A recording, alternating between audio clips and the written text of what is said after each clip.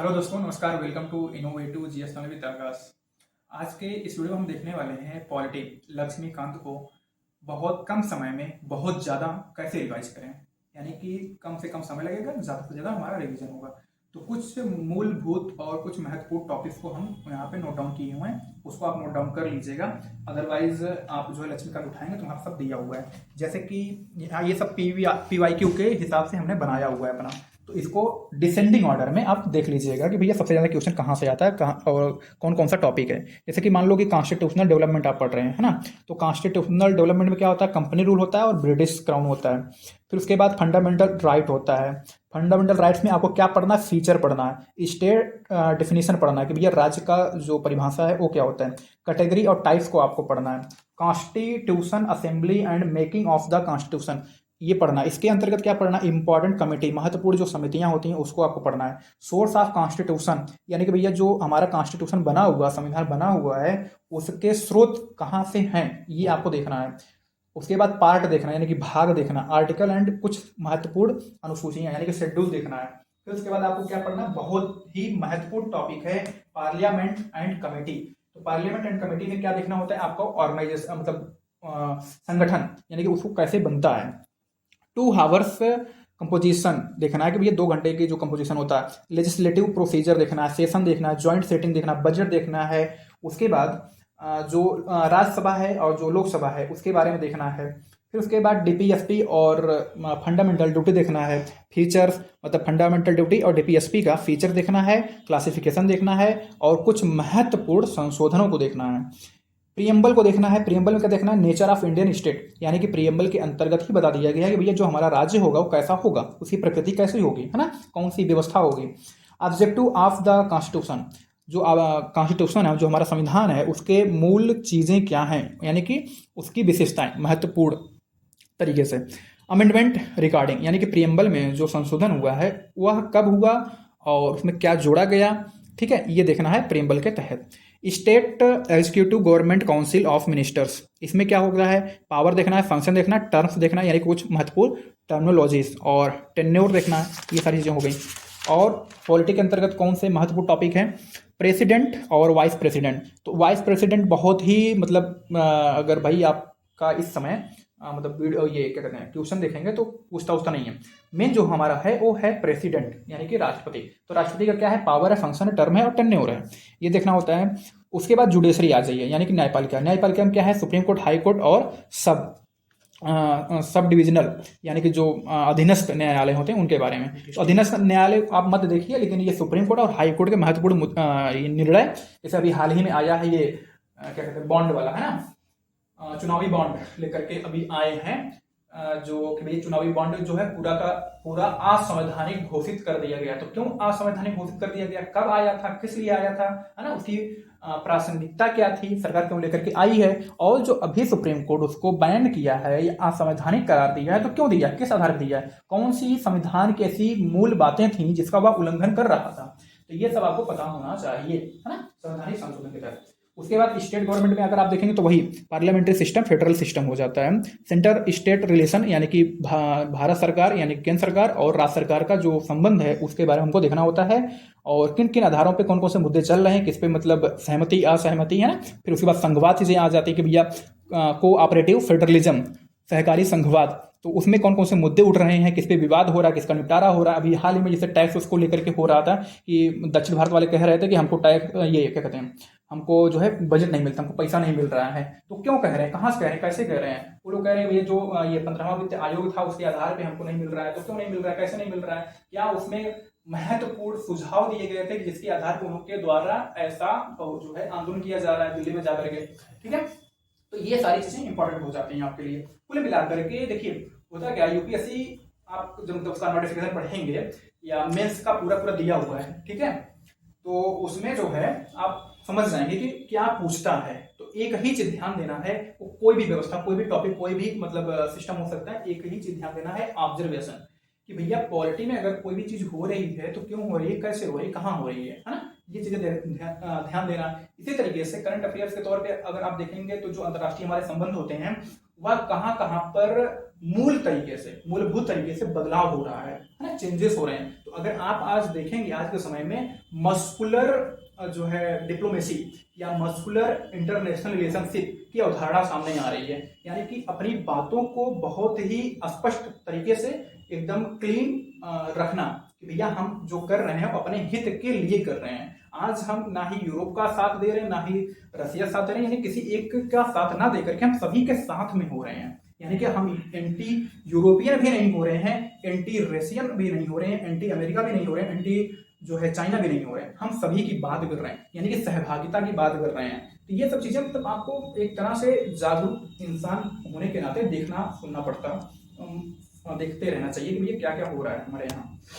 उसके बाद पंचायती राज है ना, लोकल गवर्नमेंट। पंचायती राज लोकल गवर्नमेंट ये चीजें आ जाती हैं आपके इसमें जो है क्या कहते हैं सरकार में, कि भैया हमारा जो भारतीय संविधान है या भारतीय संविधान जो स्ट्रक्चर है वो 3 स्तर पे काम करता है। एक हो गया केंद्र, एक हो गया राज्य और एक हो गया त्रिस्तरीय वाले में पंचायती राज। और उसके बाद म्यूनिसिपल पार्टी, यानी कि जो शहर में होता है ना, शहर में क्या होता है म्यूनिसिपल पार्टी जो होती है, नगर निगम, नगर परिषद, नगर पालिका, ये सारी चीजें होती हैं। और गांव में क्या होता है ग्राम पंचायतें होती हैं, ये पंचायती राज सिस्टम होता है। तो ये हो गया। उसके बाद मिसलेनियस टॉपिक्स में कुछ होते हैं जैसे anti defection law, political parties है ना, जैसे कि दल बदल वाला, कहाँ पे कौन बदल गया, किस में चला गया, तो क्यों चला गया, किस अधिनियम तहत चला गया, कौन सा नियम है ये होता है, तो इसके तहत कौन सी कदम उठाए जाते हैं, ये सारी चीज़ें हो गई। उसके बाद कुछ होता है कॉन्स्टिट्यूशनल बॉडीज और नॉन कॉन्स्टिट्यूशनल बॉडी, यानी कि संवैधानिक और असंवैधानिक निकाय या संस्थान, जैसे कि नीति आयोग जो है वो पहले क्या था, योजना आयोग था, तो कब बना, वो 2015 में बना, मतलब 2015 का पुनर्गठन किया गया, यानी कि नामकरण किया गया। इसी तरीके से और भी कई जो है बॉडी होते हैं और कई संस्थान होते हैं, उनके बारे में ट्रिब्यूनल होता है ना, ये सारी चीजें पर आपको मतलब नजर बनाकर रखना चाहिए। और अभी हमने आपको कहा कि लक्ष्मीकांत को कम समय में ज्यादा रिवीजन कैसे करें, उसको आइए देखते हैं किताब के थ्रू।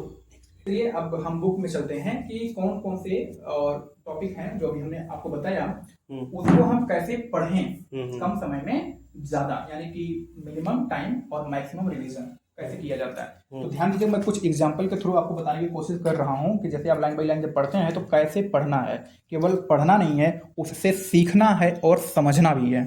जैसे कि यहाँ पर आप पढ़ रहे हैं कंपनी का शासन, और ये कंपनी का शासन के अंतर्गत जैसे अभी हमने आपको बताया कि कंपनी का शासन होता है और फिर उसके बाद क्राउन का वाला भी होता है। तो उसी तरीके से तो ये 1773 से लेकर 1858 तक का जो अधिनियम जो एक्ट आता है वो कंपनी के थ्रू आता है ना।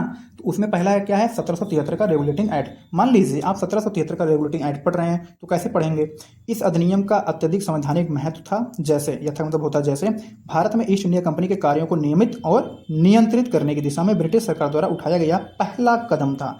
यही पहला, अब देखिए यहाँ पे क्या है, पहला कदम था ना। तो अब यहाँ पे दे देगा, जैसे कि मान लीजिए अभी जो हाल ही में 2023 वाला क्वेश्चन आया उसका अगर आप देखे होंगे तो वहाँ पे क्या करता है, 1773 रेगुलेटिंग एक्ट के संदर्भ में निम्नलिखित कथनों पर विचार करें, तो ऐसे दे देगा। तो वहाँ पर क्या करेगा, यही टॉपिक उठा लेगा या यही फिर लाइन उठा लेगा, भारत में ईस्ट इंडिया कंपनी के कार्यों को नियमित और नियंत्रित करने की दिशा में ब्रिटिश सरकार द्वारा उठाया गया या दूसरा कदम था। यहाँ पे क्या कर दिया, पहला कदम है तो वहाँ पे क्या कह देगा या क्या लिख देगा, दूसरा कदम था। और फिर इसी तरीके से और भी जो यहाँ पे आगे दिया हुआ है और अन्य कथन दे करके और अन्य स्टेटमेंट देकर फिर यहाँ पे विकल्प देगा कि उपयुक्त में से कौन सा कथन सत्य है। तो कह देगा कि भैया उपयुक्त में से जो है 2 कथन सत्य हैं या 3 कथन सत्य हैं। जैसे संख्या वाला इस बार आया है ना 2023 में, आप देखेंगे तो संख्या पूछ रहा है कि भैया कितने कथन सत्य हैं। पहले क्या था, कौन सा कथन सत्य है ये पूछता था, अभी पूछ रहा है कितने कथन सत्य हैं। तो अब जो चीज़ें हमको देखना चाहिए वो यही होता है कि भैया जो फर्स्ट या पहली बार या प्रथम बार जो कोई भी चीज़ हो रही है वो कब हो रही है या कैसे हो रही है उसको देखना होता है, और अंतिम बार जो हो रहा है उसको देखना होता है। और जो बहुत ही विशिष्ट हो, बहुत ही महत्वपूर्ण, बहुत ही आमूल परिवर्तन करने वाला हो, वहां से भी क्वेश्चन बनते हैं। हर एक टॉपिक में, हर एक जगह पर, यानी कि कोई भी आप सब्जेक्ट पढ़िए उसमें 3 ही चीजें पूछी जाती हैं। एक होता है पहली घटना, एक होता है विशिष्ट घटना, एक होता है अंतिम घटना। यानी कि फर्स्ट इवेंट और कोई इंपॉर्टेंट मतलब इवेंट और एक लास्ट इवेंट, यही 3 ही चीज, चाहे हिस्ट्री पढ़िए या पॉलिटी पढ़िए या कुछ भी पढ़िए, कुछ भी आप पढ़ेंगे, कोई भी टॉपिक पढ़ेंगे, कोई भी किताब उठाएंगे, उसमें यही चीजें ही इंपॉर्टेंट होती हैं। तो जैसा मैंने आपको बताया कि यहाँ पे कैसे इंटरचेंज करेगा ये आपको ध्यान देना है। अब ऐसे पढ़ते पढ़ते खत्म नहीं करना है इसको। आइए और देखते हैं कहाँ कहाँ पे इंटरचेंज किया जा सकता है। जैसे कि मैंने आपको बताया कि पहला कदम था, तो यहाँ पर क्या कर देगा, दूसरा कदम था, ये दे देगा। आगे देखिए, इसके द्वारा पहली बार, फिर यहाँ पर देखिए दे रहा पहली बार। अब इसे में आपको मैंने एक धारा पकड़ा दिया है कि पहली बार, यानी कोई भी चीज़ अगर प्रथम बार हो रही है ये इंपॉर्टेंट है, कोई भी चीज़ बहुत ही आमूल चूल परिवर्तन कर देने वाली हो रही है ये इंपॉर्टेंट होता है, कोई भी चीज अंतिम बार हो रहा है या अंतिम प्रयास था।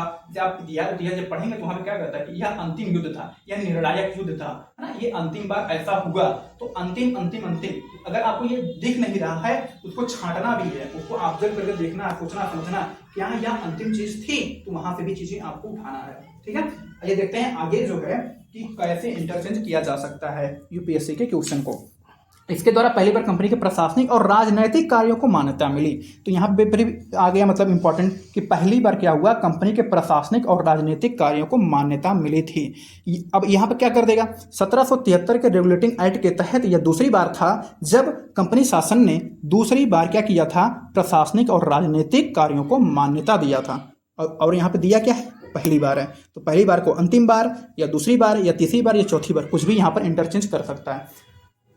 तो ये आपको हम एक धारा पढ़ा रहे हैं। अब आप ये सोचेंगे कि भैया आप ऐसे सारा का सारा टॉपिक करवा दीजिए, तो हम यहाँ पर एक साथ नहीं करवा सकते हैं। उसके लिए अगर आप कमेंट करेंगे या आपका डिमांड होगा तो हम एक एक टॉपिक को सॉर्ट करके अपने अगले में यानी कि नेक्स्ट वीडियो में आपको बता सकते हैं। ठीक है, ये बस केवल एक हम एक व्यू दे रहे हैं कि भैया आपको ऐसे पढ़ना है।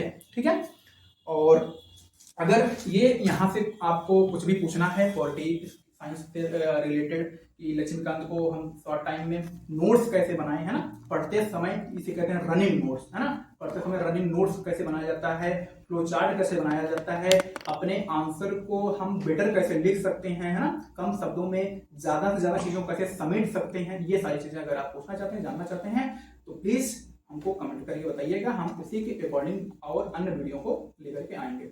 तो अगर ये हमारा छोटा वीडियो अच्छा लगा हो तो please like share comment and subscribe जरूर कीजिएगा। मिलते हैं नेक्स्ट वीडियो, तब तक के लिए नमस्कार, जय हिंद, वंदे मातरम।